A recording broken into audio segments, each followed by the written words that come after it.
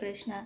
2026 জ্যৈষ্ঠ মাসের শুক্লপক্ষের একাদশী পাণ্ডবা নির্জল একাদশীর ব্রত কবে পালন করবেন? 25শে জুন নাকি 26শে জুন? পাণ্ডবা নির্জল একাদশীর ব্রত সকলেই পালন করবেন।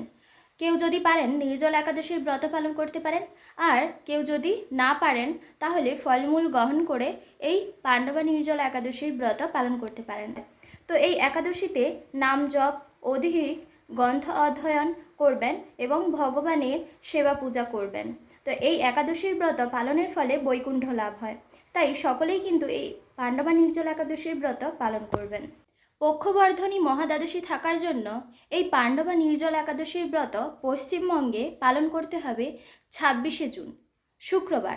দেখে নেওয়া যাক কোথায় কোথায় এই পাণ্ডবা নির্জল একাদশীর ব্রত 25শে জুন এবং কোন কোন জায়গায় এই পাণ্ডবা নির্জল একাদশীর ব্রত 26শে জুন অর্থাৎ শুক্রবার পালন করতে হবে। যে সমস্ত স্থানে 25শে জুন ব্রত পালন করতে হবে সেই সমস্ত স্থানগুলি হলো ভারতের মুম্বাই, পুনে মহারাষ্ট্র, চেন্নাই তামিলনাড়ু, হরিয়ানা, রাজস্থান, গুজরাট, মধ্যপ্রদেশ, হায়দ্রাবাদ, তেলেঙ্গানা, গোয়া, পাকিস্তান, ফিলিপাইন। যে সমস্ত স্থানে 26শে জুন ব্রত পালন করতে হবে সেই সমস্ত স্থানগুলি হলো ভারতের পশ্চিমবঙ্গ, সিকিম, উত্তরাখণ্ড, ঝাড়খণ্ড, বিহার, ছত্তিশগড়, ভুবনেশ্বর উড়িষ্যা, বৃন্দাবন উত্তরপ্রদেশ, দিল্লি, গৌহাটি আসাম, আগরতলা ত্রিপুরা, মিজোরাম, মণিপুর, নাগাল্যান্ড, বিশাখাপত্তনম অন্ধ্রপ্রদেশ, হিমাচল প্রদেশ, পাঞ্জাব, জম্মু কাশ্মীর, আন্দামান নিকোবর দ্বীপপুঞ্জ, Bangladesh, Nepal, Bhutan, Myanmar, Cambodia, Vietnam. এই সমস্ত স্থানগুলিতে 26শে জুন ব্রত পালন করতে হবে। পাণ্ডবা নির্জলা একাদশীর ব্রত মাহাত্ম্য। জ্যৈষ্ঠ শুক্লপক্ষের এই নির্জলা একাদশীর ব্রত সম্পর্কে ব্রহ্মবৈবর্ত পুরাণে শ্রী ভীমসেন ব্যাস সংবাদে বর্ণিত হয়েছে। মহারাজ যুধিষ্ঠির বললেন, হে জনার্দন, আমি অপরা একাদশীর সমস্ত মাহাত্ম্য শ্রবণ করলাম। এখন জ্যৈষ্ঠের শুক্লপক্ষের একাদশীর নাম ও মাহাত্ম্য কৃপাপূর্বক আমার কাছে বর্ণনা করুন।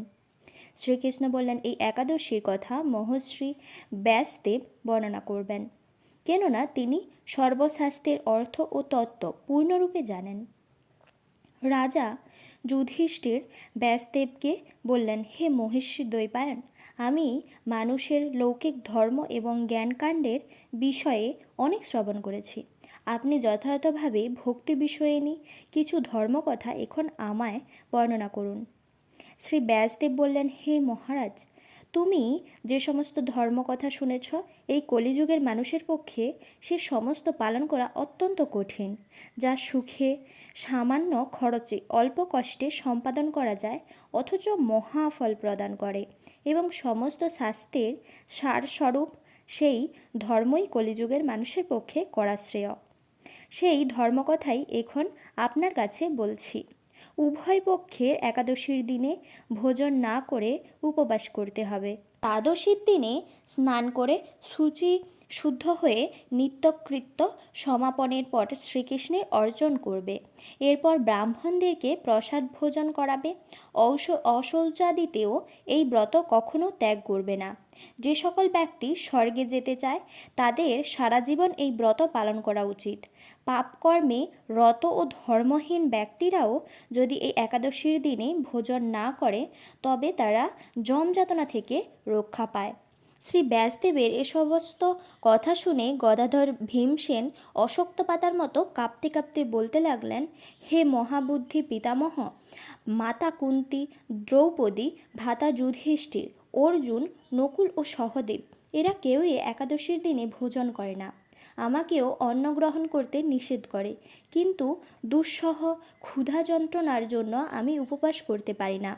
ভীমসেনের এরকম কথায় ব্যাসদেব বলতে লাগলেন, যদি স্বর্গাদি দিব্যধাম লাভে তোমার একান্ত ইচ্ছা থাকে তবে উভয় পক্ষের একাদশীতে ভোজন করবে না।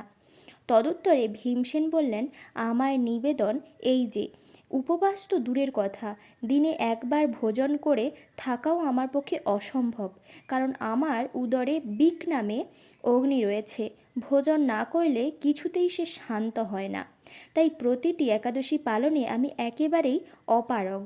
হে মহশ্রী, বছরে একটি মাত্র একাদশী পালন করে যাতে আমি দিব্য ধাম লাভ করতে পারি, এরকম কোনো একাদশীর কথা আমাকে নিশ্চিত করে বলুন।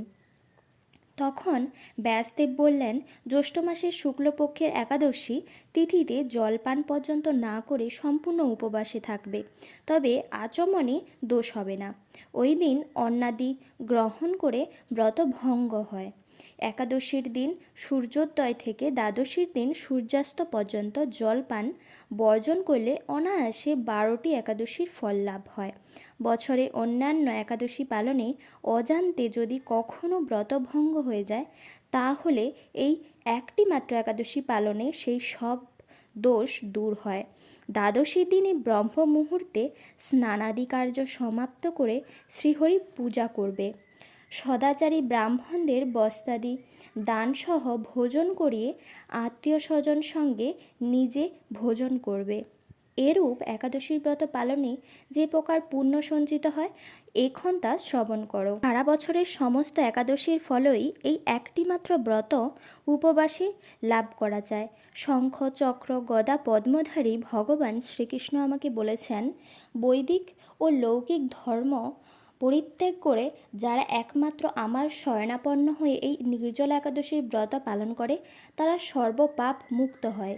বিশেষত কলিযুগে ধন সম্পদ দানের মাধ্যমে সদ্গতি বা স্মার্ত সংস্কারের মাধ্যমেও যথাযথ কল্যাণ লাভ হয় না। কলিযুগে দ্রব্যশুদ্ধি নেই, কলিতে শাস্ত্রোক্ত সংস্কার বিশুদ্ধ হয় না। তাই বৈদিক ধর্ম কখনো সুসম্পন্ন হতে পারে না। হে ভীমসেন, তোমাকে বহু কথা বলার আর প্রয়োজন কি? তুমি উভয় পক্ষের একাদশীতে ভোজন করবে না। যদি তাতে অসমর্থ হও, তবে জ্যৈষ্ঠ মাসের শুক্লপক্ষের একাদশীতে অবশ্যই নির্জলা উপবাস করবে। এই একাদশীর ব্রত ধন্য ধান্য ও পুণ্যদায়িনী। যমদূতগণ এই ব্রত পালনকারীকে মৃত্যুর পরেও স্পর্শ করতে পারে না। পক্ষান্তরে বিষ্ণুদূতগণ তাকে বিষ্ণুলোকে নিয়ে যায়। শ্রী ভীমসেন এই দিন থেকে নির্জলা একাদশীর ব্রত পালন করতে থাকায় এই একাদশী পাণ্ডবা নির্জলা বা ভীমসেনী একাদশী নামে প্রসিদ্ধ হয়েছে। এই নির্জলা একাদশীতে পবিত্র তীর্থে স্নান দান জপ ইত্যাদি যা কিছু মানুষ করে তা অক্ষয় হয়ে যায়। যে ব্যক্তি ভক্তি সহকারে এই একাদশীর মাহাত্ম্য পাঠ বা শ্রবণ করেন, তিনি বৈকুণ্ঠ ধাম প্রাপ্ত হন। পরের দিন পালনের সময়সূচি।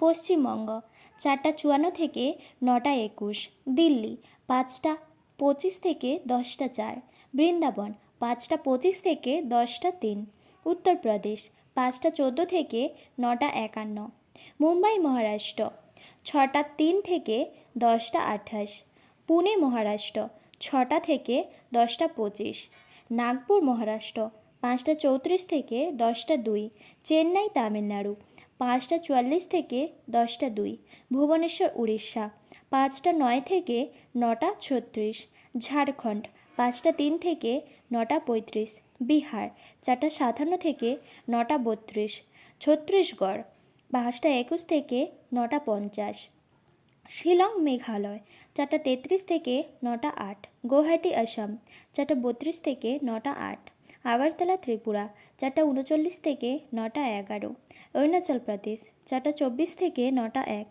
সিকিম 4টা 42 থেকে 9টা 2, উত্তরাখণ্ড 5টা 13 থেকে 9টা 55, হিমাচল প্রদেশ 5টা 17 থেকে 10টা 1, হরিয়ানা 5টা 27 থেকে 10টা 7, গুজরাট 6টা থেকে 10টা 30, মধ্যপ্রদেশ 5টা 31 থেকে 10টা 3, হায়দ্রাবাদ তেলেঙ্গানা 5টা 44 থেকে 10টা 7,